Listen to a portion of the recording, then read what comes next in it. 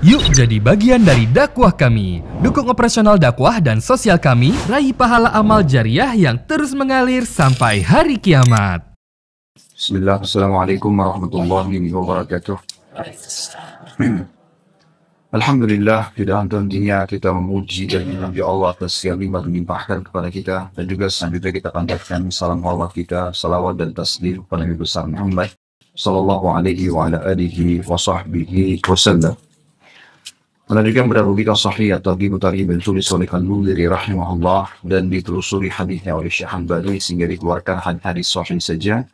Dan kita masih di kitab nomor 11, kitab haji, dan di jilid 3 tentunya, dan kita akan masuk insyaallah sekarang hadis ke-21 dalam bab ini di halaman 16. Kita masih bicara tentang masalah keutamaan haji dan umroh yang didapatkan. Dan kita perlu mengingatkan kembali pada yang lalu tentunya, hadis terakhir yang kita bahas di 1113 itu menyebutkan tentang bagaimana setiap langkah kaki kita dan juga setiap roda kendaraan, kalau kita di masa sekarang ya, roda kendaraan itu motor, mobil, baling-baling pesawat, semua itu akan dinilai pahala di sisi Allah subhanahu wa ta'ala. Dan bagaimana cara hitungnya Allahu a'lam, itu Allah lebih tahu. Yang jelas hadisnya kembali saya ingatkan di hadis nomor 1113 yang terjemahannya, saya langsung terjemahkan karena sudah pernah kita bedah hadisnya. Sesungguhnya pahala yang kamu dapatkan, kata Nabi SAW, apabila kamu menuju Al-Baiti Al-Atiq, maksudnya Ka'bah, adalah tidaklah kamu dan hewan tungganganmu mengangkat dan meletakkan kaki, melainkan dicatat satu kebajikan untukmu dan juga dinaikkan satu derajat. Adapun wukuf yang kamu lakukan di Arafah, maka sungguhnya Allah subhanahu wa ta'ala berkata kepada para malaikatnya di waktu itu, wahai para malaikatku, apa yang membuat hamba-hambaku itu datang? Maka para malaikat menjawab, mereka datang untuk mencari keridhaanmu dan juga surga. Maka Allah pun subhanahu wa ta'ala berfirman, sesungguhnya aku mempersaksikan atas diriku dan seluruh makhlukku, bahwasanya aku telah mengampuni dosa-dosa mereka. Artinya semua yang hadir di Arafah, yang sedang haji, sekalipun dosa-dosa mereka sejumlah hari sepanjang masa dan sebanyak bilangan pasir yang melimpah. Sedangkan melontar jumrah yang kamu lakukan, maka Allah subhanahu wa ta'ala berfirman, seseorang tidak mengetahui apa yang disembunyikan untuk mereka, yaitu bermacam-macam nikmat yang menyedapkan mata mereka sebagai balasan terhadap apa yang telah mereka kerjakan. Ini ayat, potongan ayat dari surah As-Sajdah ayat 17. Maksudnya nanti di surga, orang-orang yang jumrah pada saat haji melontar itu, di hadis yang sebelumnya disebutkan satu batu kerikil yang dilemparkan itu akan menggugurkan satu induk dosa besar. Riwayat yang ini menjelaskan bahwasanya mereka akan diberikan sesuatu yang menyejukkan mata mereka nanti di surga. Kemudian dikatakan sedangkan pemangkasan rambut kepala pada saat tahallul baik umrah ataupun haji yang kamu lakukan, maka tidaklah sehelai rambutmu jatuh ke tanah, melainkan ia akan menjadi cahaya bagimu di hari kiamat. Riwayat sebelumnya, setiap helai rambut dicatat satu pahala dan juga diampuni satu dosa. Adapun tawaf yang kamu lakukan di Baitullah, apabila kamu akan meninggalkannya, maksudnya tawaf wada, tawaf perpisahan, karena termasuk wajib bagi haji dan sunnah bagi orang yang umrah, tawaf wada, tawaf perpisahan. Akhir sekali yang Bapak Ibu lakukan di Mekah sebelum keluar yaitu tawaf, ya, dianjurkan begitu. Walaupun kita tawaf pagi, kita keluar sore nggak masalah. Yang penting kita tidak menginap lagi di Mekah. Dikenal dengan tawaf wada. Adapun tawaf yang kamu lakukan di Baitullah, apabila kamu akan meninggalkannya, maka sungguhnya kamu keluar dari dosa-dosamu seperti pada hari kamu dilahirkan oleh ibumu. Tentu di sini Bapak Ibu sekalian sudah sangat banyak hadis kita jelaskan. Ini hadis ke-21 ya. Jadi ada 20 hadis menjelaskan tentang keutamaan haji dan umrah. Dan itu tentunya bisa direview kembali di bukunya masing-masing. Tapi paling tidak dia akan mengampuni dosa-dosa, dia akan berikan derajat, dia akan menjadi penyebab hilangnya kefakiran, dan segala macam keutamaan akan didapatkan. Kita akan lanjutkan keutamaan selanjutnya, hadis nomor 21. Pada kesempatan ini di bab yang sama, sanadnya sahih li ghairihi, menjadi sahih karena dikuatkan dengan riwayat-riwayat lain. Dan ini urutan 1114 dari awal kita belajar berbunyi, Dari Abu Hurairah radhiyallahu anhu, dia berkata, Rasulullah sallallahu alaihi wasallam bersabda, "Man kharaja hajjan famata, kutiba lahu ajrul haji ila yaumil qiyamah. Wa man kharaja mu'tamiran famata, kutiba lahu ajrul mu'tamiri ila yaumil qiyamah. Wa man kharaja ghaziyan famata, kutiba lahu ajrul ghazi ila yaumil qiyamah." Sebelum kita masuk ke terjemahannya, ini adalah tambahan yang bisa didapatkan bagi orang yang haji dan juga umrah. Tetapi di sini lebih cenderung kepada bagaimana kalau orang sedang haji dan umrah, kemudian ajalnya datang. Dia meninggal di sana. Nah, apa yang dia dapatkan? Meninggal sementara prosesi pelaksanaan ibadah ini. Terjemahannya, barang siapa yang keluar untuk pergi haji, lalu meninggal dunia, maka dicatat baginya pahala orang yang berhaji hingga hari kiamat. Dan barang siapa yang keluar untuk pergi berumrah lalu meninggal dunia, maka dicatat baginya pahala orang yang berumrah hingga hari kiamat. Dan barang siapa yang keluar untuk berperang lalu meninggal dunia, maka dicatat baginya pahala orang yang berperang hingga hari kiamat. Hadis ini diriwayatkan oleh Abu Ya'la dari riwayat Muhammad bin Ishaq dan para perawi lainnya thiqah. Thiqah itu yang dikasih garis miring tulisannya, itu artinya terpercaya. Semua para perawi atau orang-orang yang meriwayatkan hadis ini terpercaya, artinya hadisnya bisa diterima. Seperti biasa kita langsung masuk ke faedah hadis. Faedah yang pertama, adanya keutamaan dan motivasi dalam agama untuk selalu mengerjakan ibadah haji. Bukan hanya sekali. Sekali itu wajibnya, sekali seumur hidup. Tapi selama ada kesempatan, dianjurkan untuk mengulang-ulangi terus. Ya. Karena mengulang-ulanginya ini akan terus mengulangi juga faedah yang didapatkan. Saya pernah sebutkan dan saya ingatkan kembali, seorang ulama bernama Atha bin Abi Rabah. Ini seorang ulama tabi'in, muridnya Abdullah bin Umar yang tinggal di Mekah. Beliau diberikan Allah umur 100 tahun dan hajinya 70 kali. Artinya 70 tahun selalu haji. Dan sudah menjadi tradisi para ulama salaf dulu, sahabat tabi'in, tabi'in. Sampai hari ini pun orang-orang saleh, para ulama, mereka menjadikan haji itu ajang pertemuan. Jadi mereka jadikan ajang pertemuan tahunan sehingga mereka seperti sedang absen kepada Allah, kami hadir dalam panggilan haji ini. Karena ingin mengejar keutamaan seperti hadis yang pernah kita bahas, walaysa lil hajjil mabrur jazaa'un illal jannah. Tidak ada balasan haji mabrur yang ikuti syarat dan peraturannya kecuali surga. Berarti dapat tiket VIP ke surga, gitu kan? Mungkin haji yang lalu ada yang kurang, haji ini menyempurnakannya. Mungkin haji ini kurang, haji depan menyempurnakannya. Nah, terus seperti itu. Kalaupun semuanya sempurna, berarti menandakan akan lebih banyak lagi tiket-tiket dia menuju ke surga. Ya, dan kita sudah tahu dalam Islam ada namanya syafaat, pertolongan. Kalau kita melebihi atau memiliki kelebihan pahala nanti di timbangan amal, kita bisa menolong orang lain. Kita bisa menolong orang lain untuk selamat bersama kita tentunya, asal dia orang muslim. Jadi misalnya angka amal soleh kita 10.000, dosa kita hanya 1.000, ada selisihnya 9.000 misalnya. Nah, nilai 9.000 ini bisa kita tolongkan kepada orang lain. Misal ibu kita butuh 1.000, ayah kita butuh 500, saudara kita butuh 700 misalnya. Terus begitu sampai nilai itu habis. Sampai nilai itu habis. Ada orang yang tidak bisa menolong siapapun kecuali dirinya. Ada orang yang bisa menolong 1 orang. Ada yang bisa menolong 2 orang. Dan kata Nabi Muhammad SAW, ada orang dari umatku yang bisa menolong sebanyak suku Mudar. Suku Mudar ini suku Arab yang paling banyak anggotanya, ya, kaumnya. Jadi bisa sampai ribuan atau puluhan ribu orang. Karena pahalanya banyak sekali, dosanya sedikit. Nah, di antaranya adalah orang yang sering mengulang-ulangi haji. Ya. Karena itu berarti tambahan pahala ekstra buat dia yang sangat banyak sekali. Ya. Kita sudah jelaskan di 2 hadis sebelum ini.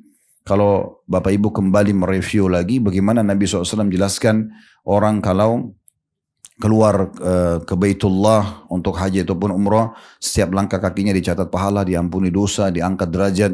Kemudian juga ada yang didapatkan kalau orang sedang tawaf, digugurkan dosa-dosanya.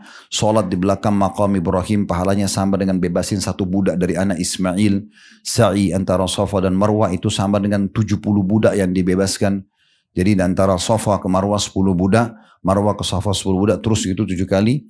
Begitu juga pada saat tahallul cukur rambut, setiap hari rambutnya dicatat pahala, diampuni dosa, menjadi cahaya hari kiamat, dan sekian banyak keutamaan yang bisa didapatkan. Belum lagi harta yang kita keluarkan itu juga dianggap ibadah. Ya, jadi kalau kita bayar ke travel, paket, kita bayar tiket, hotel, segala macam, ini tidak sia-sia. Allah subhanahu wa ta'ala akan gantikan dan dicatat pahala. Kalau penggantiannya jelas hadis Nabi SAW, jelas firman Allah subhanahu wa ta'ala dalam surah Saba, surah nomor 34 ayat 39. Potongan ayatnya, وَمَا أَنْفَقْتُمْ مِنْ شَيْءٍ فَهُوَ يُخْلِفُ. Apapun yang kalian infakkan di jalan Allah, pasti Allah akan ganti. Tidak ada yang tidak diganti. Nah, sementara juga dalam contoh-contoh dan hadis-hadis Nabi SAW banyak sekali menyebutkan di antaranya mana qasamalun min sadaqah, tidak akan berkurang harta seorang hamba karena sedekah, dan juga ditambahkan balizdat, tapi akan terus bertambah.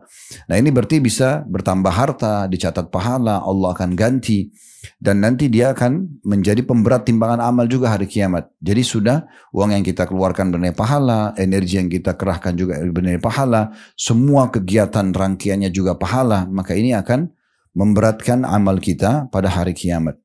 Jadi adanya motivasi untuk selalu mengulang-ulangi ibadah haji dan umrah gitu ya. Pelajaran kedua dari hadis adalah keutamaan orang yang meninggal lagi dalam melaksanakan ibadah. Semua ibadah ya, apapun. Ibu lagi sholat meninggal, ibu lagi baca Quran meninggal, lagi sedekah meninggal, lagi haji dan umrah meninggal. Apa saja kita kerjakan lalu kita meninggal itu berarti husnul khatimah. Berarti Allah subhanahu wa ta'ala ingin menutup kita dengan kebaikan. Dan ada sebuah hadis Nabi SAW yang menjelaskan, kalau seorang hamba terbiasa dengan satu perbuatan, maka Allah akan menutup hidupnya dengan kebiasaan itu. Jadi kayak misalnya ada orang yang terbiasa selalu rutin baca Quran. Nanti Allah tutup hidupnya dengan itu. Dia lagi baca Quran meninggal. Ada orang yang rutin sedekah, ada orang yang rutin salat malam, ada yang orang rutin haji dan seterusnya. Ya, kalau ada orang terbiasa juga dengan perbuatan dosa, walaupun dia bisa mengemas, menyembunyikan dari mata manusia, Allah tutup hidupnya dengan itu. Ya, dia misalnya dia selalu mabuk tapi orang tidak tahu. Nanti Allah tutup hidupnya dengan dia mabuk nanti. Dalam kondisi mabuk dia meninggal dunia. Seperti itulah. Makanya ulama mengatakan untuk mengetahui orang ini husnul khatimah, baik matinya atau su'ul khatimah, buruk matinya, lihat beberapa hari sebelum dia meninggal. Apa yang dia rutin kerjakan. Itulah ciri khas daripada ya keadaan dia. Dia husnul khatimah atau su'ul khatimah.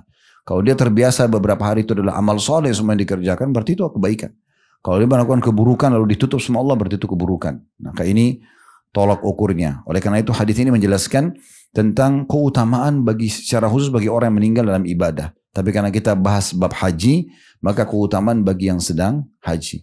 Di sini khilaf di antara ulama, apakah orang yang pergi haji ini baru niat sudah dapat ini, atau memang dia harus melaksanakan dulu, atau memang dianya dalam kondisi ihram saja. Selepas ihram, selesai haji, masih di Mekah meninggal, masuk dapat gak ini? Nah, ini kan butuh rincian. Jadi ada pendapat yang mengatakan kalau orang itu hanya pakai ihram, sementara dia pakai ihram, dia sudah niat haji, udah lewatin miqat, sementara itu sampai selesai prosesi hajinya, maka di situ baru dia dapat keutamaan ini.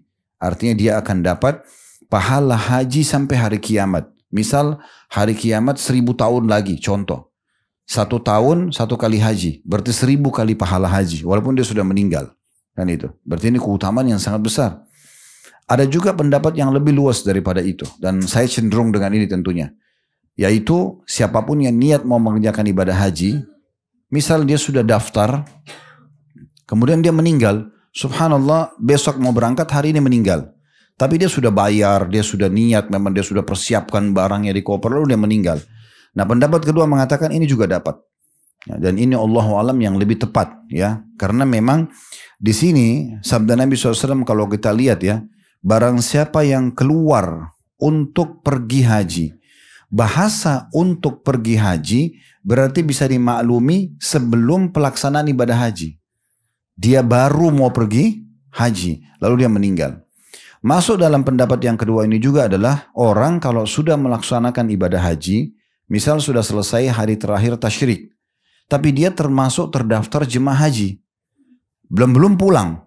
Meninggal di sana, maka semoga saja ini juga masuk di dalamnya ya, karena masih dianggap dia dalam perjalanan itu, masih dianggap jalan. Jadi mirip misalnya orang pergi ke masjid nih, dia masih hidup. Begitu dia pulang, sebelum masuk ke rumahnya meninggal. Dia kan sekarang kasusnya adalah baru selesai sholat. Berarti tetap dianggap itu amal terakhirnya. Sehingga dia dianggap tetap meninggal dalam kondisi mengerjakan sholat itu. Nah seperti itulah kurang lebih gambarannya ya. Jadi ini yang dimaksud dengan faedah yang kita bisa ambil yang ketiga dari hadis, yaitu bahwasanya adanya keutamaan bagi orang yang meninggal dalam kondisi beramal saleh. Pelajaran keempat dari hadis, keutamaan juga perintah untuk mengulang-ulangi umrah. Kalau tadi kan yang kedua itu mengulang-ulangi haji. Ya. Ini umrah, kalau haji setahun sekali, kalau umrah sepanjang tahun. Adanya keutamaan dan motivasi untuk mengulang-ulangi umrah. Dan tidak usah batasi diri. Jangan bilang misalnya, saya kan baru pulang 2 minggu yang lalu, 3 minggu yang lalu, sebulan yang lalu. Itu berlalu, sudah lewat. Sekarang Allah kasih lagi peluang buat kita. Ini sudah pernah kami singgung juga. Kalau misalnya Bapak Ibu sebulan yang lalu pernah umrah, terus tiba-tiba sekarang hatinya tergerak.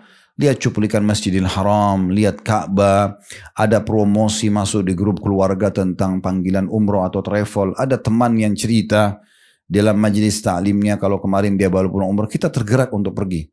Allah mudahin, sehat badannya, hartanya ada, berangkat saja. Gak usah bilang saya baru bulan lalu. Itu bulan lalu sudah dicatat. Sekarang ini lagi kesempatannya.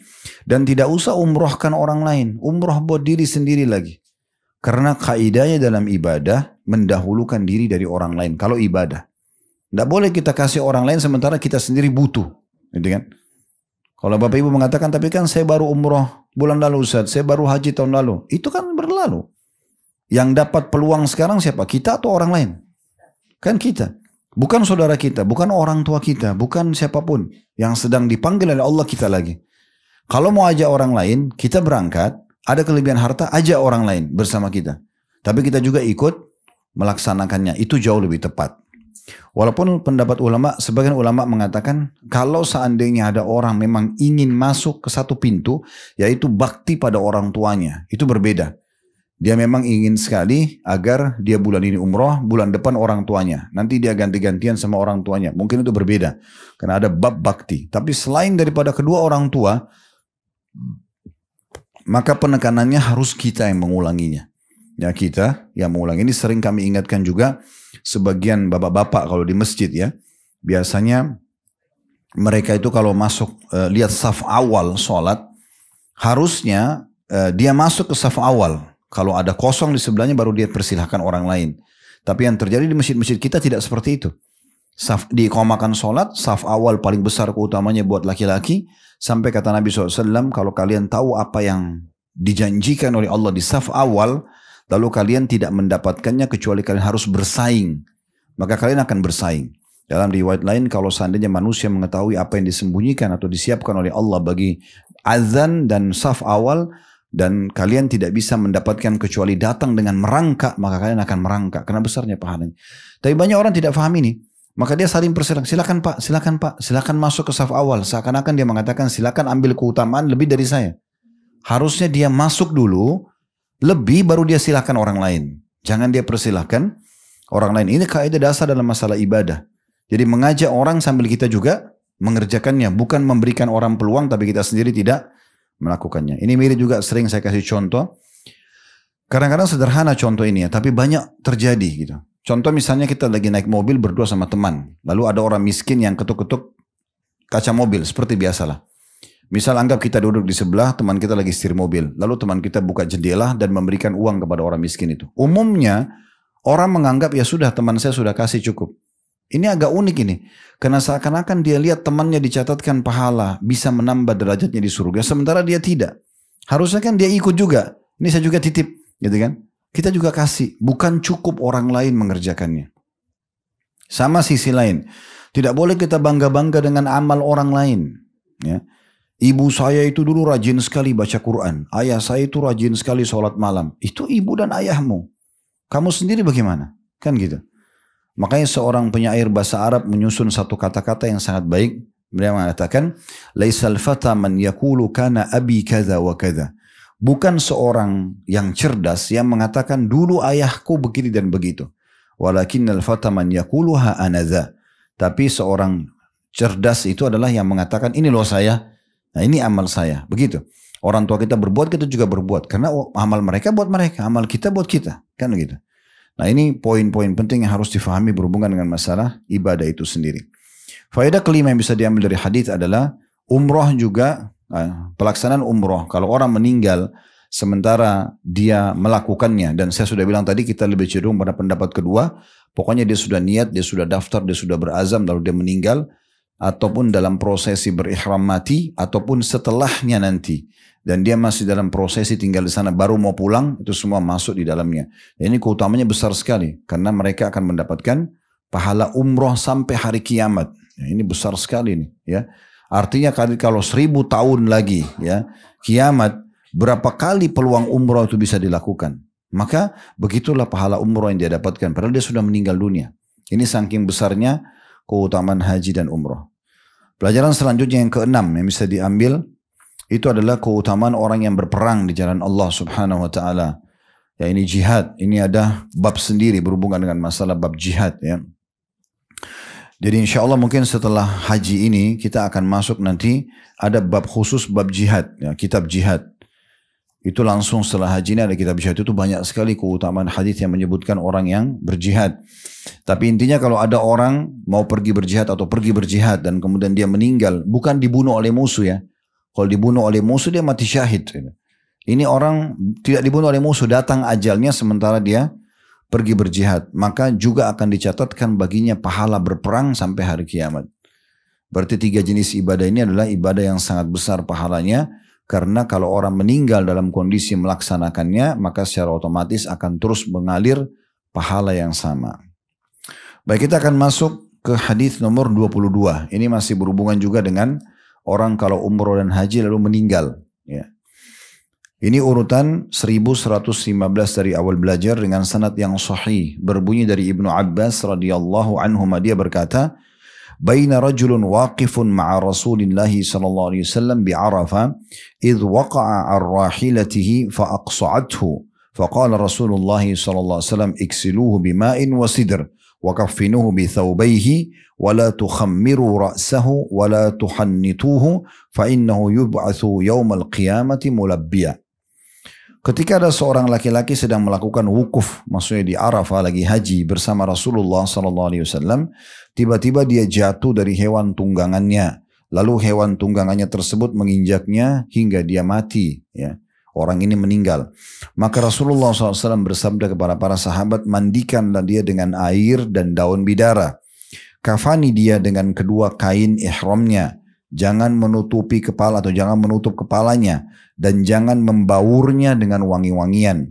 Karena sungguhnya dia akan dibangkitkan pada hari kiamat nanti dalam keadaan bertalbiyah. Ya, hadits ini diriwayatkan oleh Bukhari, Muslim, Ibnu Khuzaimah, dan dalam riwayat yang lain disebutkan, kita langsung bacakan riwayat yang di bawahnya karena ini semakna ya. Anna rajulan kana ma'an Nabi sallallahu alaihi wasallam fawaqasathu naqatu wa huwa muhrim famat. Faqala Rasulullah sallallahu alaihi wasallam iksiluhu bima'in wa sidr.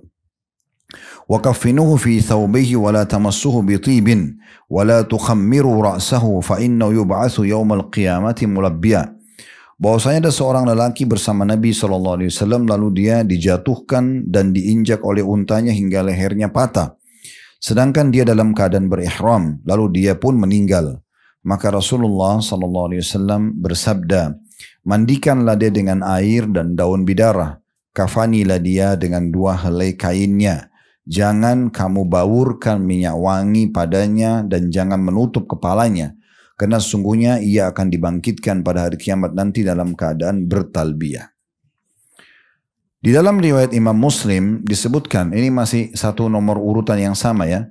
Fa'amarahum Rasulullah sallallahu alaihi wasallam an yaksilu bima'in wa sidr wa an yakshifu wajha hasibtuhu qala wa ra'sahu fa inna yub'atsu wa huwa yuhil. Lalu Rasulullah SAW menyuruh mereka, maksudnya para sahabat, untuk memandikan orang yang mati tadi dengan air dan daun bidara dan membuka wajahnya. Lalu perawi hadis mengatakan, aku mengira Nabi SAW mengatakan dan buka kepalanya. Karena sungguhnya ia akan dibangkitkan pada hari kiamat nanti sambil bertalbiyah. Di situ ada ditulis waqasathu naqatuhu, dilemparkan oleh binatang tunggangannya hingga patah lehernya. Demikian pula arti fa'aqsa'athu dari dalam hadis. Baik, Hadits ini ada nomor 22, ada 3 riwayat ya. Semua mirip-mirip. Kita langsung saja ambil faedahnya dulu. Faedah yang pertama yang bisa diambil kedudukan Ibnu Abbas radhiyallahu anhuma, sahabat yang meriwayatkan hadits ini kepada kita. Yang mengikuti bedah buku kita ini dari jilid 1 sampai jilid 3 sekarang sudah tahu metode yang kami gunakan. Kalau ada sahabat, ada tabi'in yang meriwayatkan hadis dan menceritakan kepada kita kronologis terjadinya hadis, kita akan sebutkan sebagai keutamaan beliau secara khusus. Karena di sini Ibnu Abbas yang menceritakan kepada kita tentang kejadian tadi, ada orang yang haji sama Nabi di Arafah, kemudian jatuh dari untanya, kemudian diinjak untanya lalu meninggal. Lalu Nabi sebutkanlah hadisnya gitu. Pelajaran kedua, keutamaan orang yang meninggal sementara dia sedang berihram atau melaksanakan ibadah haji ataupun umroh, apapun sebabnya. Kalau di sini dalam hadis disebabkan karena dia jatuh dari hewan tunggangannya. Kalau kita sekarang mungkin tabrakan mobil, ya, jatuh pesawatnya, gitu kan? Seperti itulah. Mungkin kalau naik bus, mungkin kalau naik kereta, sekarang sudah ada kereta cepat, terjadi kecelakaan. Sementara ihram ini sama semuanya, ya, kasusnya semuanya sama. Intinya sebenarnya dia meninggal sementara dia sedang berihram. Maka di sini punya keutamaan. Keutamaannya adalah dia akan dibangkitkan pada hari kiamat dalam kondisi bertalbiyah.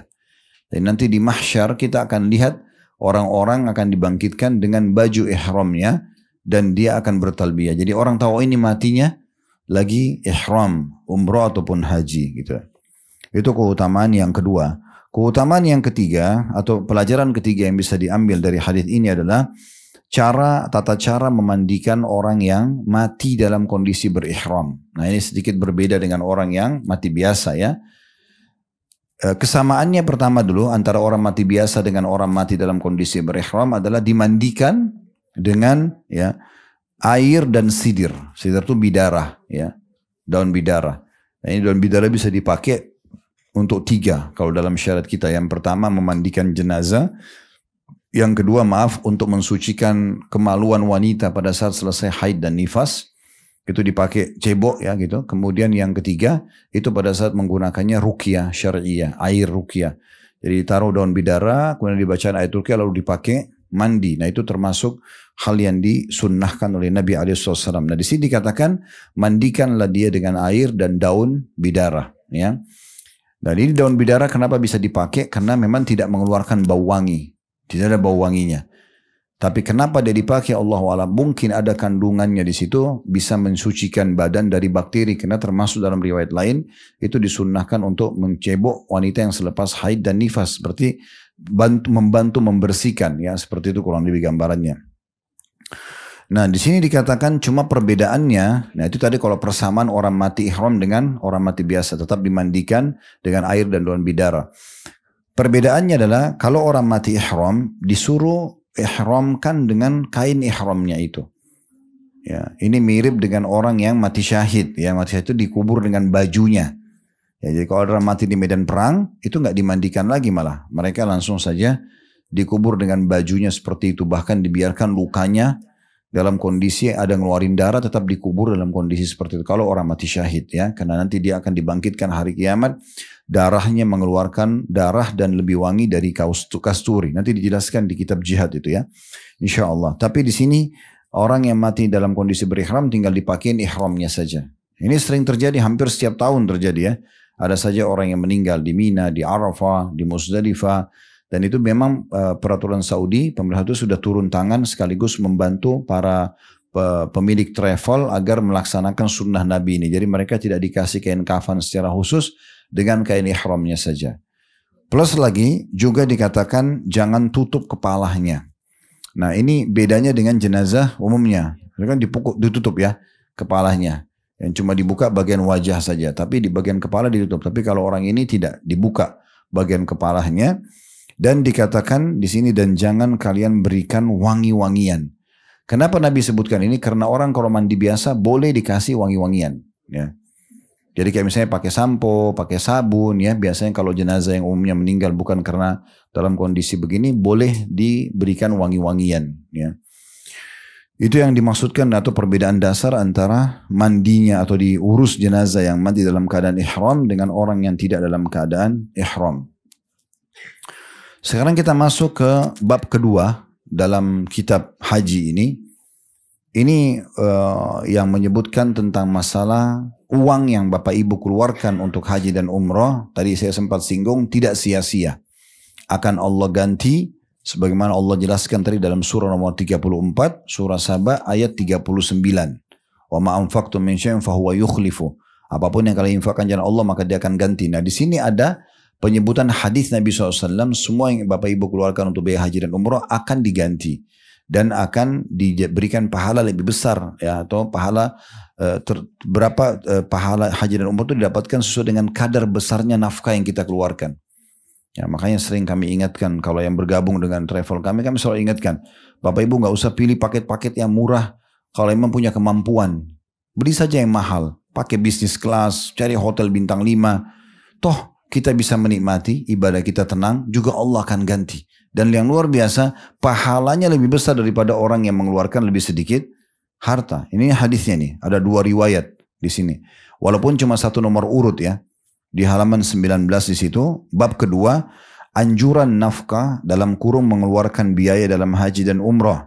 Dan mengenai orang yang mengeluarkan nafkah untuk keduanya dari harta yang haram. Ya, maksudnya kalau harta haram tidak akan diterima oleh Allah subhanahu wa ta'ala. Sebuah hadis yang sahih dan ini urutan 1116 dari awal belajar berbunyi dari Aisyah radhiyallahu anha bahwasanya Rasulullah SAW pernah bersabda kepadanya di saat ia sedang melakukan ibadah umrah. Di saat Aisyah sedang umrah radhiyallahu anha, Nabi SAW mengatakan, Inna laki minal ajri ala qadri nasabiki wa nafakatiki. Sesungguhnya pahala yang kamu dapat adalah sesuai dengan kadar kelelahanmu dan nafkah yang kamu keluarkan. Hadis ini riwayat Hakim dan ia mengatakan sahih berdasarkan syarat Al-Bukhari dan juga Muslim. Dan di dalam sebuah riwayat miliknya, maksudnya milik Imam Muslim juga, dan ia mensahihkannya. Maaf, ini riwayat Al-Hakim juga. Riwayat yang lain dari Al-Hakim berbunyi, innama ajruki fi umratuki ala qadri nafakatiki. Sesungguhnya wahai Aisyah, pahalamu yang kamu dapat dalam umrahmu adalah sesuai dengan kadar nafkahmu yang kamu keluarkan. Ya, berarti makin banyak kita keluarkan biaya dalam ibadah, maka makin besar pahalanya. Baik, kita ambil faedahnya di sini. Faedah yang pertama yang bisa kita dapatkan yaitu keutamaan Ummul Mukminin Aisyah radhiyallahu anha, karena beliaulah pemilik hadis ini. Nabi SAW bersabda pada beliau sehingga sampai kepada kita dan menjadi hukum bagi umat kita. Pelajaran kedua, pentingnya seseorang peduli untuk menyiapkan harta terbaiknya, jumlah maksimal untuk melakukan perjalanan haji dan juga umroh. Ya. Dan umumnya memang hampir semua ibadah itu butuh biaya. Dan makin kita siapkan biaya terbaik, maka makin besar pahalanya. Contoh misalnya, Bapak Ibu sholat, tetap ada butuh biaya kan, untuk beli mukenahnya, untuk beli sejadahnya, ya, untuk bayar listrik, untuk bayar air, kan gitu. Makin besar kita keluarkan, misalnya kita bangun masjidnya, orang banyak sholat, kan berhubungan dengan harta. Gitu kan. Begitu juga dengan rumah anak yatim, fasilitas sedekah jariah lah. Belajar ilmu agama itu nggak bisa dengan tidak harta. Kita belajar, ya, keluarkan harta. Mungkin Bapak Ibu datang ke taklim ini tetap ada biaya bensin walaupun kecil. Mungkin ada kelelahan yang atau tenaga dibutuhkan. Mungkin orang-orang yang mengajar itu juga pada saat sekolah dulu butuh biaya dan seterusnya ya. Mungkin sahibul bait kayak gini mungkin menyiapkan makanan juga buat orang-orang. Ada harta yang dikeluarkan.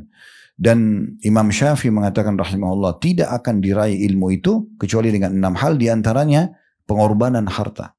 Pengorbanan harta itu sendiri. Memang ada hubungannya pengorbanan harta ini dengan ibadah-ibadah yang kita lakukan. Jadi kita bisa ikutkan ibadah itu dengan pengorbanan. Nah, diantaranya haji dan umrah memang ini butuh biaya gitu kan. Butuh biaya. Jadi selama Allah berikan kita kesempatan dan harta yang luang, maka nikmati saja gitu kan. Saya pernah menghadapi satu kasus gitu ya. Ada seseorang yang mampu, Masya Allah, ikut sama travel kami. Tapi karena dia lihat di situ kita buatkan 2 paket. Karena ada juga yang minta paket yang lebih sederhana dari yang platinumnya, ada yang biasa. Baru mereka masuk di situ. Padahal mereka itu orang mampu. Tadinya itu kita mudahkan untuk orang-orang yang mungkin belum punya kemampuan di situ. Yang penting bisa umroh, kami bimbing bersama-sama gitu. Tapi dia ikut ke sana. Ternyata hotelnya sedikit agak jauh dibandingkan yang paket yang lebih mahal misalnya. Kemudian juga pakai perlengkapannya mungkin berbeda dengan yang itu. Kemudian baru dia rasakan. Di tengah jalan baru dia mau pindah paket. Ini nggak bisa, susah. gitu kan. Karena untuk pindah hotel harus dipersiapkan lagi, booking lagi belum tentu, apalagi di masa-masa crowded, lagi penuh-penuhnya. Baru dia mau pindah, upgrade ke bisnis kelas, padahal dari awal bisa. Sekarang sudah full, nggak bisa lagi, misalnya contoh, dan seterusnya. Nah, saya tegur, kenapa Bapak nggak dari awal Pak? Sudah kami ingatkan, ya sebelum manasik, dan pada saat manasik diingatkan, selama Allah kasih rezeki, lupakan dulu travel yang dipakai.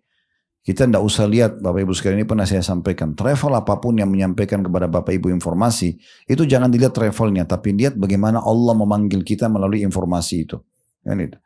Jangan lihat teman kita dan kerabat kita menceritakan tentang umrah haji, tapi lihat bagaimana informasi itu sampai kepada kita. Mirip kalau kita dengarkan azan, hayya ala sholah, hayya ala falah, nggak usah lihat muazzinnya. Karena orang Arab, orang Melayu, orang hitam dari Afrika, orang bule di Eropa sana, sama saja kalimatnya. Itu sebenarnya Allah yang panggil kita. Nah, supaya kita menjawab seruan sholat tersebut. Ya. Jadi ini pelajaran kedua. Pelajaran pertama dari kedudukan Aisyah. Pelajaran kedua adanya anjuran untuk memperbanyak atau memaksimalkan harta yang dikeluarkan dalam hal ibadah. Secara khusus di sini umroh dan haji tentunya. Kemudian yang ketiga, salah satu yang memperbanyak pahala adalah keletihan atau waktu yang kita lowongkan, ya, energi yang kita kerahkan sama harta yang kita keluarkan. Jadi akan lebih besar pahala bila kita memberikan itu ekstra, ya. Misal contoh mirip, ada orang kadang-kadang tidak mau umrah Ramadan. Kenapa? Umrah Ramadan susah, puasa. Misal contoh, padahal umrah Ramadan pahalanya sama dengan haji, kan gitu. Harusnya lowongkan waktu, ya. Pernah juga ada seorang teman kami di Madinah, saya waktu itu pas selesai umrah Ramadan, kemudian saya telepon dia lagi masih Ramadan. Saya tanya, akhi, antum sudah umrah Ramadan nih? Dia di Madinah, dekat sekali itu. Naik mobil pribadi pun cuma 3-4 jam bisa sampai Mekah, bahkan bisa bolak-balik. Kami dulu tuh masih mahasiswa pernah coba pergi sehari yang sama, umrah pulang lagi ke Madinah hari yang sama. Dia mudah sekali gitu, apalagi sekarang ada kereta cepat dan segala macam. Terus dia bilang sama saya begini, dia bilang, susah apa? Karena Mekah itu penuh. Bahasa Arabnya zahmah, ya. Terus saya bercanda sama dia, saya mengatakan, jadi Anda ini mau nunggu, kalau bahasa Indonesianya, mau nunggu Mekah kosong baru umrah? Nggak bakalan. Nggak bakal terjadi, orang semua bersaing untuk mengejar pahalanya. Jadi nggak usah pikir itu, gitu kan. Oh, nanti lelah, nanti padat, nanti apalah penuh tempat tawafnya, ya. Kami pernah alami umrah dengan umrah akbar 500 lebih jamaah. Itu pada saat sebelum turun, banyak jemaah yang melihat di TV di hotelnya tentang tempat tawaf. Dan lagi rame-ramenya memang, penuh sekali kelihatan. Tapi kan tawaf itu bergerak, ya, bukan orang diam gitu. Terus mereka ada yang mengatakan, Ustaz, nanti padat sekali. Udah, Bapak Ibu jangan pikir penuhnya. Ikut saja jalan, ikhlaskan niat, kita masuk berbaur, nanti Allah mudahkan. Subhanallah, depan mata Allah perlihatkan kami. Saya jalan, di belakang saya jemaah, di depan kami itu kayak kosong gitu, kita tetap bisa jalan. Dan jemaah berjalan dengan sangat lancar, dengan 3 jam alhamdulillah sudah selesai ibadah tersebut. Jadi sebenarnya gak usah pikir tentang masalah keletihan atau padatnya atau besarnya biaya. Ya memang gitu. Justru itu yang akan mendatangkan ekstra pahala. Nah, ini poin yang harus diperhatikan. Baik, di bab ketiga ini khusus hadis-hadis tentang masalah umroh di bulan Ramadan. Ya. Ini kurang lebih ada 5 buah hadis, 5 urutan hadis, ya. Kita akan bacakan insya Allah di bab ketiga, anjuran umroh pada bulan Ramadan. Jadi umroh sepanjang tahun oke, tetapi yang paling besar pahalanya di Ramadan, ya. Lebih besar lagi pahalanya di 10 terakhir Ramadan. Ya, karena ada pengejaran Lailatul Qadar, ya. Itu mungkin lebih besar lagi pahalanya. Baik, kita akan bacakan hadis pertama di bab ketiga ini. Hadis ada 1A dan juga ada 1B. 1A-nya dengan sanad hasan ini urutan 1117 dari awal belajar berbunyi dari Ibnu Abbas radhiyallahu anhu, dia berkata, arada Rasulullah sallallahu alaihi wasallam al-hajja faqalatil mar'atu li zawjiha أحججني مع رسول الله صلى الله عليه وسلم فقال ما عندي ما أحجك عليه فقالت أحججني على جملك فلان قال ذاك حبيس في سبيل الله عز وجل فأتى رسول الله صلى الله عليه وسلم فقال إن امرأتي تقرأ عليك السلام ورحمة الله وإنها سألتني الحج معك فقلت ما عندي ما أحجك عليه قالت أحججني على جملك فلان قلت ذاك حبيس في سبيل الله عز وجل فقال أما إنك لو أحججتها عليه كان في سبيل الله قال وإنها أمرتني أن أسألك ما يعدل حجة معك قال رسول الله صلى الله عليه وسلم أقرئها السلام ورحمة الله وبركاته وأخبرها أنها تعدل حجة معي عمرة في رمضان. Terjemahannya, kata Ibnu Abbas radhiyallahu anhu, ketika Rasulullah SAW hendak melakukan ibadah haji, ada seorang istri berkata pada suaminya, maksudnya seorang sahabiat berkata pada sahabat Nabi, suaminya, berangkatkanlah aku haji bersama Rasulullah SAW. Si istri minta supaya dibiayai oleh suaminya haji bersama Nabi. Maka sang suami mengatakan, aku tidak memiliki sesuatu untuk memberangkatkanmu haji. Maksudnya aku tidak cukup biaya untuk membiayaimu. Istri itu mengatakan, berangkatkanlah aku haji dengan menunggang untamu yang ini. Kebetulan ada unta suaminya itu tidak dipakai. Gitu. Maka si istri bilang, saya mau haji dengan ini saja. Gitu. Maka sang suami menjawab, unta itu sudah diwakafkan di jalan Allah. Ini sudah terlanjur saya bilang untuk Allah. Gitu. Jadi tidak bisa kita pakai. Saya nggak pakai, kamu jangan pakai juga. Gitu ya. Kemudian laki-laki itu mendatangi Rasulullah SAW dan berkata, sungguhnya istriku menyampaikan salam kepada anda, yaitu mengucapkan Assalamualaikum warahmatullah. Dan sungguhnya ia memintaku untuk memberangkatkannya haji bersamamu. Lalu aku katakan kepadanya, aku tidak memiliki sesuatu untuk menghajikanmu. Lalu ia mengatakan, berangkatkanlah aku dengan menunggang untamu yang itu. Aku menjawab, unta yang itu sudah diwakafkan di jalan Allah Azza wa Jal. Maka Nabi SAW bersabda, sungguhnya jika kamu memberangkatkannya dengan menggunakan unta itu, maka itu juga di jalan Allah. Maka laki-laki itu mengatakan, dan sungguhnya ia menyuruhku untuk bertanya kepadamu, wahai Rasulullah, apa yang menyamai haji bersamamu? Ada enggak, kalau haji ini tidak bisa pergi, ada enggak ibadah lain yang bisa pahalanya sama dengan haji bersama anda? Kata Nabi SAW, sampaikan salam balik kepada istrimu, Waalaikumsalam warahmatullahi wabarakatuh, dan sampaikan kepadanya bahwa umrah di Ramadan menyamai haji bersamaku. Hadis ini diriwayatkan oleh Abu Dawud dan Ibnu Khuzaimah dalam Sahihnya, dan keduanya dengan kisah yang sama. Sedangkan lafaz hadis di atas berdasarkan riwayat Abu Dawud dan pada bagian akhirnya sama. 1B-nya dengan sanad sahih diriwayatkan oleh Imam Bukhari dan An-Nasai juga Ibnu Majah secara singkat sebagai berikut, umratun fi Ramadhan ta'dilu hajjah. Umrah di bulan Ramadan menyamai satu kali pahala haji. Diriwayatkan oleh Muslim dengan lafadznya, ia berkata, Rasulullah SAW berkata atau bersabda kepada seorang perempuan dari kaum Ansar yang bernama Ummu Sinan, ma mana'aka an tahujji ma'ana. Apa yang menghalangimu untuk melakukan ibadah haji bersama kami? Qalat lam yakun lana illa nadhihani fahajja abu waladiha wa ibnuha ala nadhih wa taraka lana nadhihan nandhihu alayhi. Qala fa idza jaa ramadhanu fa'tamiri fa inna umratan fi ramadhan ta'dilu hajja. Perempuan itu mengatakan waktu Nabi SAW bilang, kenapa kau tidak haji bersama kami? Perempuan ini Nabi tanya ya. Kata perempuan tersebut, kami tidak mempunyai melainkan hanya 2 ekor unta saja. Maka ayah dan seorang putra berangkat haji dengan menunggangi 1 ekor unta. Dan ia meninggalkan 1 unta lagi buat kami gunakan untuk menyiram tanaman kami. Maka Nabi SAW mengatakan, apabila bulan Ramadan tiba, maka berumrahlah kamu, karena umrah di bulan Ramadan menyamai haji. Dan di riwayat lain miliknya juga disebutkan ta'dilu hajjatan au hajjatan ma'i, menyamai ibadah haji 1 kali dan itu pahalanya bersamaku. Jadi ini Nabi SAW ucapkan berarti mirip dengan hal tersebut ya. Baik, saya bacakan dulu hadis nomor 2 lalu kemudian kita ambil faedah sekaligus ya, karena ini mirip. Hadis nomor 2 dengan sanad sahih di ghairihi menjadi sahih karena dikuatkan dengan riwayat-riwayat lain, dan ini urutan 1118 dari awal belajar berbunyi, dan darinya maksudnya sahabat yang sama. Di sebelumnya disebutkan itu diriwayatkan atau disebutkan oleh Ibnu Abbas radhiyallahu anhuma. Dia berkata, Ja'at Ummu Sulaimin ila Rasulillah sallallahu alaihi wasallam faqalat hajja Abu Talhata wa ibnuhu wa tarakani. فقال يا أم سليم عمرة في رمضان تعدل حجة معي. Ummu Sulaim datang kepada Rasulullah SAW dan berkata, Abu Talha dan anaknya telah berangkat haji dan meninggalkanku. Maka Nabi SAW bersabda, wahai Ummu Sulaim, umrah di bulan Ramadan itu menyamai haji bersamaku. Diriwayatkan Ibnu Hibban dalam Sahihnya. Baik, sekarang kita korek mutiara-mutiara hadis atau pelajarannya. Yang pertama, di hadis 1A-nya itu ada kedudukan dan kelebihan Abu atau Ibnu Abbas radhiyallahu anhu, karena beliau menyampaikan kisah ini kepada kita.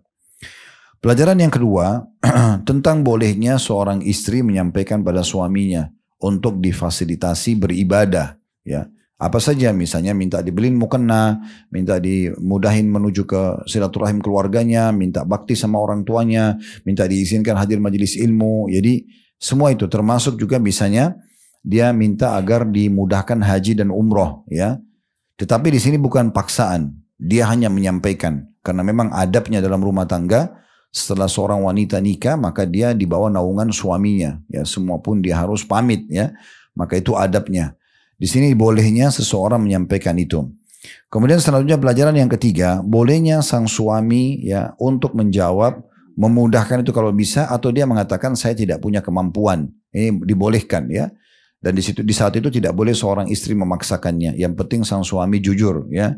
Memang dia mengatakan saya belum bisa sekarang, mungkin tahun depan, mungkin bulan depan, dan seterusnya. Kemudian pelajaran yang keempat, bolehnya seseorang mengirim salam pada orang lain. Salam, sampaikan salam saya ya, gitu ya. Nah, ini sang istri, si laki-laki tadi mengatakan, coba tanya kepada Nabi, bagaimana tentang kasus saya ini? Saya mau haji, minta sama kamu, kamu gak punya kemampuan. Tapi kamu punya seekor unta, yang unta itu kamu sudah wakafkan jalan Allah. Bisa gak unta itu dipakai untuk saya pergi haji? Karena yang paling penting transportasinya, gitu. Maka laki-laki ini datang ke Nabi SAW dan mengatakan, istriku mengirim salam kepada anda ya Rasulullah, ya. Jadi boleh kita mengucapkan salam tapi mengirimnya. Tapi ini sama saja. Seperti saya kalau kita bilang kirim salam, ya, sebenarnya seperti kita bilang Assalamualaikum warahmatullahi wabarakatuh. Jadi orang yang jawab bisa mengatakan Waalaikumsalam warahmatullahi wabarakatuh. Kalau orang mengatakan si fulan kirim salam, kita bisa bilang Waalaikumsalam warahmatullahi wabarakatuh, gitu ya. Walaupun dia tidak ucapkan secara langsung, gitu kan. Nah, ini termasuk bagian yang dibolehkan dalam agama, karena di sini perempuan tersebut mengirim salam kepada Nabi SAW dan sunnahnya menjawab itu. Karena Nabi SAW menjawab mengatakan sampaikan salam balik pada istrimu dan begini dan begitu, ya. Pelajaran yang kelima yang bisa diambil dari hadis ini adalah bahwasanya sesuatu yang diwakafkan di jalan Allah berarti bisa dipakai untuk semua kegiatan di jalan Allah. Nah, si suami ini tadi punya 2 ekor unta, ya. Satu dia pakai untuk kebutuhan sehari-hari, satu lagi sudah diwakafin. Nah, mirip kalau kita sekarang motor, mobil, ya, kita wakafin. Nah, itu boleh digunakan untuk kegiatan apa saja di jalan Allah. Nggak ada masalah. Selama dia bilang secara umum, ya, akadnya dia secara umum, ini saya wakafin karena Allah. Contoh misalnya Umar bin Khattab, Bapak Ibu sekalian, pernah membeli seekor unta. Kemudian dia sengaja mengiklankan di Madinah mengatakan ini di jalan Allah. Siapa saja mau pakai untuk kegiatan kebaikan silahkan, ya. Kalau kita sekarang wakaf ambulans, wakaf mobil buat pesantren, wakaf mobil buat masjid, nah seperti itulah, ya. Berarti boleh digunakan untuk semua kegiatan kebaikan, ya. Karena si suami tadi bilang, ini sudah saya wakafin jalan Allah. Dia tidak berpikir kalau, ya, pergi ke haji itu adalah di jalan Allah juga. Maka Nabi SAW mengatakan, kalau kau berangkatkan istrimu dengan unta yang kau sudah niat di jalan Allah, maka kau sudah dapat pahalanya, kayak itu di jalan Allah. Ya. Pelajaran selanjutnya yang keenam yang bisa kita ambil dari hadis ini adalah keutamaan orang yang mengerjakan ibadah ini, jadi saksi bahasan kita, ibadah umrah di bulan Ramadan. Karena Nabi SAW mengatakan kepada perempuan ini, karena sudah terlanjur nggak bisa berangkat haji sama Nabi tahun itu, Nabi SAW bilang sampaikan kepada istrimu, nanti kalau tiba Ramadan dia pergi haji, dia pergi umrah, maka dia akan dapatkan sama dengan pahala haji. Dan itu mirip semua dengan riwayat-riwayat yang datang setelahnya tentang masalah, ya, bahwa haji umrah Ramadan itu sama dengan pahala haji. Itu 6 buah faedah yang kita bisa ambil dari hadis nomor 1A. Sementara di 1B ada tambahan di situ, ya. Di sini tentang kasus, ya, Ummu Sinan. Allahu a'lam apakah Ummu Sinan ini adalah wanita yang sama yang disebutkan dalam 1A atau berbeda. Itu ulama berbeda pendapat di situ. Apakah memang dia yang dimaksud dengan kejadian tadi 1A atau ini kejadian yang berbeda. Ya, karena di sini lafadznya di halaman 21 di paling bawah itu Nabi SAW tanya seorang wanita yang bernama Ummu Sinan, kenapa kau tidak haji bersama kami? Maka dia jelaskan kalau kami hanya memiliki 2 ekor unta. 1 unta sudah dipakai oleh ayahnya anak-anak ini ya sama anak saya pergi haji. 1 lagi buat kebutuhan kami ya. Nggak bisa kami pakai sampai pergi haji karena harus ada yang tinggal ngurus tanaman, ada kebunnya gitu ya. Lalu Nabi SAW mengatakan nanti kalau kau tidak bisa haji sekarang, tiba Ramadan gantian kau pergi umrah ya. Ya, nanti umrah itu akan sama pahalanya dengan haji. Dan itu Nabi SAW mengatakan sama pahalanya haji bersamaku. Sama pahalanya haji bersamaku. Ini bisa kita katakan tambahan faedah nomor 7 dari semua faedah kalau kita gabungkan dengan 1A-nya. Faedah nomor 8 yang bisa ditambahkan di hadis nomor 2 tentang Ummu Sulaim. Nah kalau tadi di riwayat nomor 1B itu Ummu Sinan, ini beda orang, ini Ummu Sulaim. Ummu Sulaim ini ibunya Anas ibn Malik. Ya, jadi kalau ibu pernah baca hadis diriwayatkan oleh Anas atau dari Anas ibn Malik itu adalah ibunya ya ibunya dia bernama Ummu Sulaim. Ummu Sulaim ini wanita yang dijamin masuk surga ya. Julukannya dia Rumaisa atau Gumaisa. Wanita yang masuk surga itu julukan. Namanya dia sebenarnya Ummu Sulaim. Ya. Nah Ummu Sulaim ini dia yang pernah saya sampaikan kisahnya saya ingatkan kembali. Suami dia bernama Malik. Nah, anaknya dari suami yang pertama itu namanya Anas. Nah, makanya saya bilang tadi perawi hadis Anas bin Malik ya. Waktu dia masuk Islam, Ummu Sulaim masuk Islam, dia ajak suami masuk Islam tapi suaminya nggak mau. Malik ini nggak mau. Dalam kondisi dia marah-marah dengan istrinya, dia keluar dari rumah, ketemu sama musuh-musuhnya lalu berantem terbunuh. Jadi suaminya pertama yang diajak masuk Islam itu meninggal dalam keadaan kafir gitu ya. Kemudian ada sahabat suaminya yang bernama Abu Talha. Nah perhatikan riwayat itu disebutkan tentang nama Abu Talha ya. Di halaman 22 ya. Ummu Sulaim datang ke Rasulullah SAW lalu berkata Abu Talha. Nah ini suami keduanya. Ya. Nah ini teman suami dia. Suami dia yang pertama Malik meninggal dalam keadaan kafir. Nah Abu Talha ini masih kafir. Lalu dia datang mengatakan wahai Ummu Sulaim saya ingin menikahimu. Kata Ummu Sulaim, tidak ada yang menolak engkau wahai Abu Talha. Karena orangnya tampan, kaya, berwibawa. Namanya baiklah di Madinah itu. Tapi kamu kafir, saya muslimah. Kalau kau ingin masuk Islam, saya akan jadikan masuk Islammu sebagai maharku.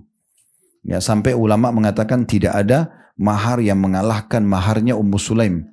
Karena dia tidak mau terima harta. Dia cuma bilang sama suaminya, mantan calon suaminya, kalau kau masuk Islam itu maharku. Maka Abu Talha pun pergi ke Nabi masuk Islam lalu kemudian menikahlah mereka. Nah ini kisah pernikahan mereka. Nah ini kisah tentang Ummu Sulaim.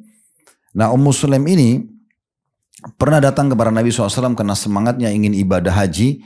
Maka dia mengatakan ya Rasulullah sesungguhnya Abu Talha sudah terlanjur pergi haji bersama anakku. Sudah jalan duluan ke Mekah nih. Tapi saya tidak diajak. Ya karena memang tidak memungkinkan. 1 unta cuma bisa 2 orang. Mereka cuma punya 1 ekor unta saja waktu itu. Maka pilihannya adalah Abu Talha dengan Ummu Sulaim atau Abu Talha dengan anaknya gitu ya. Maka waktu itu kesepakatan Abu Talha yang pergi sama anaknya. Maka Ummu Sulaim mengatakan ya Rasulullah apa yang harus saya lakukan nih? Peluang haji di depan mata. Suami saya sudah pergi sama anak saya. Apa yang harus saya lakukan? Nah seakan-akan begitu. Maka Nabi SAW mengatakan wahai Ummu Sulaim nanti kalau datang Ramadan. Karena kan sudah tidak mungkin dia pergi haji. Untanya sudah dipakai sama suami sama anaknya. Maka umrah dari Ramadan karena itu sama pahalanya haji bersamaku. Haji bersamaku. Jadi faedahnya di sini adalah dia nomor 8 di faedah nomor 8 kalau kita gabungkan dari riwayat 1A, 1B dan juga riwayat nomor 2 itu tentang kisah Ummu Sulaim radhiyallahu anha di mana beliau karena semangatnya ingin ibadah sampai minta saran dari Nabi SAW.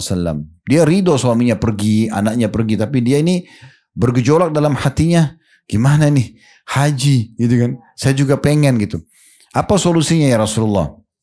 Tanya ke Nabi. Maka Nabi sampaikan, nanti kalau tiba Ramadan, sekarang kamu gak usah pergi, tiba Ramadan jangan lupa umrah. Karena umrah Ramadan sama dengan haji bersamaku. Nah seperti itulah.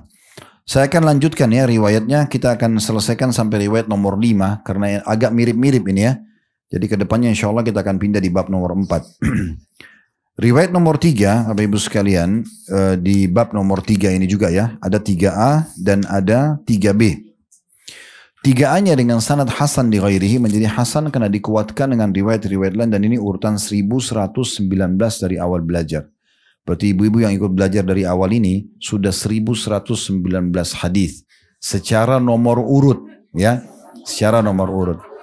Tetapi yang dipelajari lebih dari itu ya. Ya, berarti sudah belajar 1119 hadis secara nomor urut. Tapi lebih dari itu, karena kadang-kadang seperti ini kan, nomor 3 ada 3A, ada 3B, kadang-kadang ada 3A, 3B, 3C, kadang-kadang begitu. Pernah kita juga ada hadis yang 1 sampai D, 1A, 1B, 1C, 1D gitu ya. Berarti kita sudah belajar mungkin lebih dari 1500 hadis ya. Ini kalau jadi alim seharusnya sudah jadi ulama ibu-ibu ya. Baik. Kita masuk di sini hadis 3A dengan sanad hasan di ghairihi, menjadi hasan karena dikuatkan dengan riwayat-riwayat lain. Dari Ummu Ma'qil radhiyallahu anha, dia berkata, "Lamma hajja Rasulullah sallallahu alaihi wasallam hajjatal wada' wa kana lana jamal faja'alahu Abu Ma'qil fi sabilillah wa qalat wa asabana marad wa halaka Abu Ma'qil." Qalat falamma qafala Rasulullah sallallahu alaihi wasallam min hajjatil wada' hasibnahu, ini antara dua garis, qala ya Ummu Ma'qil ma mana'aki an takhruji ma'ana. Qalat ya Rasulullah laqad tahayya'na fahalaka Abu Ma'qil wa kana lana jamalun huwa alladhi nahujju alayhi fa'awsa bihi Abu Ma'qil fi sabilillah. Qala fahalla kharajti alayhi fa innal hajja fi sabilillah. فأما إذا فاتتك هذه الحجة فاعتمري في رمضان فإنها كحجة. Ini kisah Ummu Ma'qil. Ini seorang wanita sahabat yang lain lagi. Ada nama tadi Ummu Sinan, ada nama Ummu Sulaim. Ini wanita lain lagi. Ya, Ummu Ma'qil. Dan ini termasuk nanti kita jadikan sebagai faedah ya. Ibu-ibu itu terbagian daripada hal yang dianjurkan dalam syariat adalah menggunakan kunyah namanya. Julukan begini ya. Misal ibu punya anak pertama namanya Muhammad, maka ibu dipanggil Ummu Muhammad. Nah itu seperti itu. Nah ini Ummu Ma'qil karena anaknya dia namanya Ma'qil ya, maka dipanggil Ummu Ma'qil, ibunya Ma'qil gitu ya. Dia berkata, tak kala Rasulullah SAW melakukan haji wada atau haji perpisahan. Ini karena haji pertama dan haji terakhir Nabi ya. Karena setelah itu pertama kali Nabi diizinkan haji oleh Allah, dan ternyata setelah pulang haji beliau sakit dan akhirnya beliau meninggal dunia, maka dikenal dengan haji wada atau haji perpisahan. Ketika itu kami mempunyai seekor unta yang oleh Abu Ma'qil, suaminya dia kan Ummu Ma'qil. Ya, ini suaminya Abu Ma'qil karena anak mereka bernama Ma'qil. Telah diperuntukkan, diwakafkan di jalan Allah. Maksudnya kami punya seekor unta, tapi suamiku Abu Ma'qil mewakafkan unta itu di jalan Allah. Ya. Lalu kemudian ia menuturkan, lalu kami ditimpa penyakit dan Abu Ma'qil pun meninggal dunia. Lalu ia menuturkan, setelah Rasulullah SAW datang dari haji wadaknya, kami menduga beliau bersabda, wahai Ummu Ma'qil, apa yang menghalangimu untuk berangkat haji bersama kami? Waktu haji kemarin, Nabi sudah pulang haji, baru Nabi tanya Ummu Ma'qil, kenapa kau enggak haji kemarin? Maka Ummu Ma'qil mengatakan, ya Rasulullah, kami telah bersiap-siap mau haji sebenarnya, namun Abu Ma'qil meninggal, dan kami mempunyai seekor unta yang akan kami pakai untuk berangkat haji, namun Abu Ma'qil telah mewasiatkannya untuk diwakafkan di jalan Allah. Beliau bersabda, sallallahu alaihi wasallam, kenapa kamu tidak berangkat haji dengan mengendarainya? Karena haji itu adalah di jalan Allah. Sama aja, wakaf jalan Allah, haji juga jalan Allah gitu ya. Karena kamu sudah ketinggalan haji ini, maka jangan luput darimu umrohlah di bulan Ramadan, karena itu pahalanya sama dengan haji. Diriwayatkan Abu Daud dan juga Tirmidzi secara singkat darinya, bahwasanya Nabi SAW bersabda, umratun fi Ramadan ta'dilu hajjah. Umrah di bulan Ramadan sama menyamai satu kali haji. Dan dia mengatakan hadis ini hasan gharib. 3B-nya, Bapak Ibu sekalian, dengan sanad sahih di ghairihi dan diriwayatkan pula oleh Ibnu Khuzaimah dalam sahihnya secara singkat. Hanya saja di dalam riwayatnya dia mengatakan bahwa Rasulullah SAW bersabda, Innal hajja wal umrata fi sabilillah wa inna umratan fi Ramadan ta'dilu hajjatan au tajzi hajja.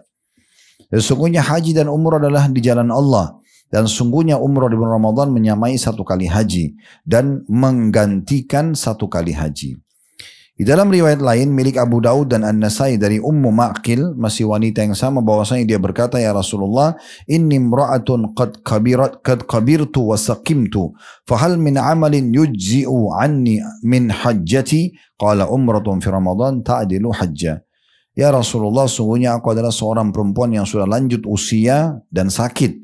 Apakah ada amal yang dapat menggantikan hajiku? Maka beliau mengatakan umrah di bulan Ramadan menyamai 1 kali haji. Saya bacakan sekaligus ya, riwayat nomor 4 dan nomor 5 karena mirip, lalu kita ambil faedah. Hadits nomor 4 dengan sanad sahih riwayatnya menjadi sahih karena dikuatkan dengan riwayat-riwayat lain, dan ini urutan 1120 dari awal belajar, berbunyi dari Abu Ma'qil. Nah, ini suaminya dia. Tadi Abu Ma'qil ya, radhiyallahu anhu, dari Nabi SAW beliau bersabda, umratun fi Ramadan ta'dilu hajjah. Umrah di bulan Ramadan menyamai 1 kali haji. Diriwayatkan oleh Ibnu Majah.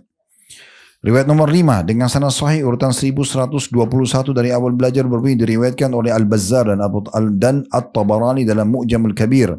Ia adalah sebuah hadis yang cukup panjang dengan sanad yang jayyid atau baik. Dari Abu Taliq bahwasanya dia berkata kepada Nabi SAW, "Fama ya'dilul hajj ma'ak?" Qala umratun fi Ramadan. Apa yang setara dengan haji bersamamu ya Rasulullah? Kata Nabi SAW, umrah di bulan Ramadan. Al-Mundhiri rahimahullah berkata, Abu Taliq adalah Abu Ma'qil, dan demikian pula istrinya Ummu Ma'qil dijuluki Ummu Taliq. Hal ini dijelaskan oleh Ibnu Abdul Bar An-Namari. Ya, jadi sampai sini bahasan kita ya. Baik, kita akan ambil faedah Bapak Ibu sekalian dari hadis nomor 3 dulu. Yang pertama, kedudukan Ummu Ma'qil radhiyallahu anha, karena beliau menceritakan kepada kita tentang kisah ini. Sampai akhirnya Nabi SAW menyampaikan kepada Ummu Ma'qil. Pelajaran yang kedua, bolehnya seseorang mewakafkan sesuatu di jalan Allah. Bahkan itu bagian daripada hal yang baik. Ya, apakah pakaian, apakah kendaraan, apakah rumah, tanah, diwakafkan di jalan Allah. Itu bagian daripada hal yang baik. Maksudnya untuk digunakan di jalan Allah. Itu insya Allah akan menambah amal baik buat kita. Ya. Jadi kalau Bapak Ibu punya tanah 5, 6, 10 lokasi, untuk apa dibiarkan? Ya, jadikan 1 atau 2 wakaf gitu ya. Untuk kita bawa pahalanya ke akhirat. Nanti dibangun masjid kah, madrasah kah, apalah. Ya, diwakafkan di jalan Allah subhanahu wa ta'ala. Pelajaran yang ketiga, bahwasanya kalau seseorang sudah mewakafkan sesuatu di jalan Allah, maka bisa digunakan oleh pemilik wakafnya selama dia memang digunakan di jalan Allah. Kayak contoh kasus tadi, Abu Ma'qil sudah wakafkan unta di jalan Allah, lalu Ummu Ma'qil tidak mau pakai itu, walaupun untuk haji dia. Karena dia pikir ini untuk jalan Allah, berarti tidak boleh lagi mereka si pemilik wakaf untuk menggunakannya. Tapi si Nabi SAW mengatakan, kalau kau gunakan unta itu pada saat kamu haji, itu juga di jalan Allah. Ya, itu berarti dibolehkan ya.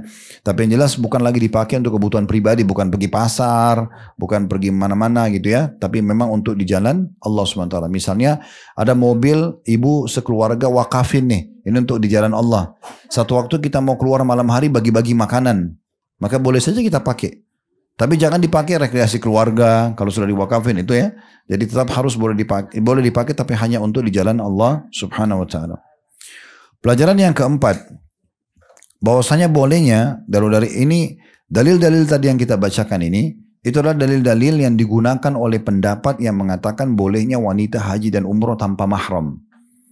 Ya, sebentar. Ini khilaf di antara ulama. Ya, pendapat pertama ada yang mengatakan tidak boleh. Karena ada hadis tidak halal bagi wanita yang beriman kepada Allah hari akhir bersafar sehari semalam tanpa mahram gitu kan. Ini pendapat yang mengatakan berarti haji, umrah, semua safar nggak boleh. Harus ada mahramnya. Tapi pendapat kedua yang mengatakan tidak. Ini ada penghususan. Kalau safar umum selain safar ibadah itu nggak boleh kecuali pakai mahram. Tapi kalau haji sama umrah boleh. Nah, mereka berdalil dalilnya ini. Coba perhatikan dalil-dalil ini. Hampir semuanya wanita. Ummu Sinan, ya, Ummu Sulaim, Ummu Ma'qil. Dan Nabi bilang, kenapa kau tidak haji bersama kami? Nah, waktu Ummu Ma'qil bilang, Abu Ma'qil sudah meninggal. Nabi bilang, kamu kan bisa pakai unta itu untuk pergi haji. Jadi seakan-akan Nabi bilang, kau bisa pergi haji sendiri kok. Kan gitu. Nah, jadi cukup banyak dalil. Kalau khusus haji sama umrah ya, bukan jalan-jalan ke Jepang, jalan-jalan ke Eropa itu enggak ya. Kalau ibadah, maka itu ada pendapat yang mengatakan dibolehkan. Itu pun di saat mereka aman dari fitnah, ya. Artinya rame-rame, ada grup perempuan, kayak kami di travel kami buka itu. Tapi di saat memang ada perempuan yang bersama nanti dia di kamar gitu ya. Kayak misalnya ada seorang ibu daftar, dia sendirian. Kita buka peluang nanti ada ibu lain daftar, kita tawarin. Nanti satu kamar bu ya, ambil double, ambil triple, ambil kuat. Nah itu biasanya begitu. Jadi mereka itu ada teman-temannya sehingga aman dari fitnah. Nah ini sebagian juga diambil pelajaran daripada hadis-hadis ini. Karena hadis ini dijadikan dalil oleh pendapat yang mengatakan bolehnya wanita safar. Kemudian pelajaran yang keempat, ini tadi yang saya bilang ya, bolehnya seorang muslim dan muslimah menggunakan kunyah atau julukan, dan itu baik ya. Makanya Nabi SAW itu punya julukan Abul Qasim. Julukannya Nabi Abul Qasim ya. Abul Qasim ini karena anak pertama laki-laki Nabi namanya Qasim. Dan sebagian ulama yang menganjurkan kunyah ini mengatakan, kalau bapak ibu punya anak laki-laki, maka anak laki-laki yang dipakai namanya. Kalau tidak ada baru anak perempuan. Ya. Jadi kalau selama ada anak laki-laki, dia yang dipakai namanya. Contoh misalnya ibu punya 3 anak, 2 perempuan yang paling bungsu laki-laki. Misal Aminah sama Hafsah misalnya. Kemudian yang ketiga baru anda namakan Abdullah atau Ali misalnya. Nah tetap kita dipanggil Ummu Abdillah atau Abu Abdillah gitu ya. Jadi kembali kepada nama anak laki-laki. Karena Nabi SAW pakai julukan itu. Abul Qasim. Ya. Nah sama juga di sini Ummu Ma'qil, Abu Ma'qil. Ini karena anak laki-laki mereka pertama. Tapi apakah boleh menggunakan nama anak laki-laki yang lain? Boleh. Ya, seperti di sini disebutkan, riwayat kalau Bapak Ibu lihat tadi, riwayat nomor 5 ya. Di situ dikatakan bahwasanya yang dimaksud dengan Abu Taliq ya, itu adalah Abu Ma'qil. Ternyata Abu Taliq, Abu Ma'qil sama Ummu Ma'qil ini punya anak laki-laki, ada namanya Ma'qil, ada namanya Taliq. Maka sesekali mereka dipanggil Ummu Ma'qil sama Abu Ma'qil, sesekali mereka dipanggil Abu Taliq sama Ummu Taliq. Berarti boleh kita menggunakan nama anak yang lain, tapi diprioritaskan adalah anak yang tertua dari laki-laki. Nah itu termasuk adanya anjuran berhubungan dengan masalah itu. Kemudian pelajaran yang terakhir yang bisa kita ambil adalah bagaimana memang kedudukan orang yang mengerjakan umrah di Ramadan sama dengan pahala haji. Ya, tinggal yang perlu digarisbawahi Bapak Ibu sekalian, di sini bukan berarti umrah Ramadan menggugurkan pahala kewajiban haji, bukan. Kasus di sini kalau kita lihat ya, keluhan Ummu Ma'qil, karena dia sudah sangat tua, dia bilang waktu suaminya sudah meninggal, ya Rasulullah, saya sudah sangat tua. Takut nggak sampai haji nanti. Kalau saya takut nggak sampai haji, apa yang saya harus lakukan supaya saya tetap dapat pahala sebesar haji? Nabi bilang umrah Ramadan. Padahal Ramadan dengan haji itu dekat sekali ya. Selesai Ramadan itu masuk Syawal. Nah perlu digarisbawahi, Syawal, Zulqa'dah dan 13 hari pertama Zulhijjah itu dikenal dengan bulan-bulan haji. Bulan haji ya. Jadi kalau ibu umroh di bulan Syawal, sudah bisa diniatkan umrohnya untuk haji tamattu. Walaupun nanti hajinya nanti, gitu kan? Karena dia sudah masuk bulan haji. Tapi kalau diniatkan umroh biasa juga nggak apa-apa. Karena ini sudah bulan. Berarti antara Ramadan dengan bulan haji dekat sekali kan? Karena satu Ramadan Idul Fitri itu 1 Syawal. Bisa lihat dia selamat hari raya Idul Adha 1 Syawal. Syawal itu sudah masuk bulan haji sebenarnya. Tapi karena Ummu Ma'qil ini ketakutan, dia mengatakan setelah suaminya meninggal, ya Rasulullah saya sudah tua. Itu riwayat tadi ya, riwayat nomor 3B tadi ya. Dia bilang saya sudah sangat tua ya Rasulullah gitu kan. Saya juga sudah sakit-sakitan. Saya khawatir jangan sampai ya saya meninggal. Ada nggak yang bisa mengejar pahala haji? Karena saya tidak sempat haji. Abu Ma'qil meninggal, kita sudah siap-siap tapi belum sempat pergi haji. Nabi baru bilang pahala umrah Ramadan sama dengan pahala haji. Tapi ini bukan menggugurkan kewajiban hajinya. Maknanya kalau kau sampai di haji tetap pergi haji. Ya. Nah, di sini juga ada pelajaran tambahan Bapak Ibu sekalian yang sering ditanya di pengajian. Bagaimana kalau seandainya uang saya belum cukup untuk haji? Apakah saya umroh dulu? Jawabannya iya. Ya, umroh saja dulu, kan gitu. Karena ini nanti akan memudahkan haji kita. Kita kan di sana berdoa. Masih ingat kita pelajari beberapa hadis sebelumnya, kalau orang jemaah haji yang umroh itu adalah delegasi Allah, utusan Allah, mereka dipanggil maka mereka jawab dan mereka berdoa maka diijabah. Doanya mustajab. Berdoa depan Ka'bah supaya Allah mudahkan haji. Nah itu bisa kan gitu. Berarti boleh saja dari kasus kisahnya Ummu Maqil, kalau seorang muslim atau muslimah dananya belum cukup atau dia takut umurnya nggak sampai di haji, kayak sekarang kan kita antrian 20 tahun, 30 tahun. Maka dia boleh umroh dulu.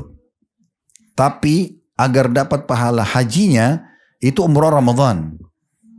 Kalau dia uangnya pas-pasan ya, dia pilih yang Ramadan saja. Yang Ramadan. Nah, perlu saya berbagi karena kami diamanakan travel. Ramadan itu memang dibagi menjadi 3 bagian. Dari sisi harganya ya, bukan keutamaannya sebenarnya.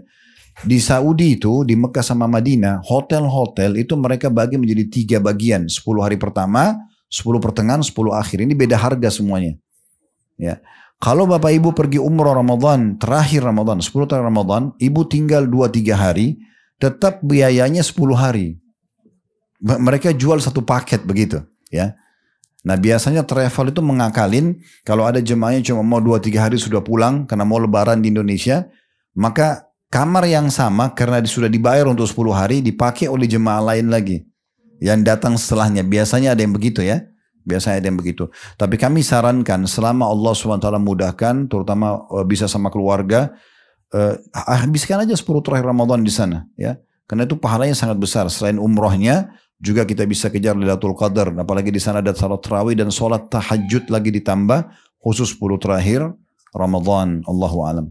Baik, ke depannya insya Allah kita akan lanjutkan bab nomor 4 ya. Anjuran bersikap rendah hati, tidak bermewah-mewahan dan mengenakan pakaian paling sederhana dalam haji sebagai sikap meneladani Nabi atau para Nabi alaihi salatu wassalam. Begitu saja kalau ada benar dari Allah, pada saat dari saya mohon dimaafkan. Subhanakallahumma bihamdika asyhadu an la ilaha illa anta astaghfiruka wa atubu ilaik. Wassalamualaikum warahmatullahi wabarakatuh.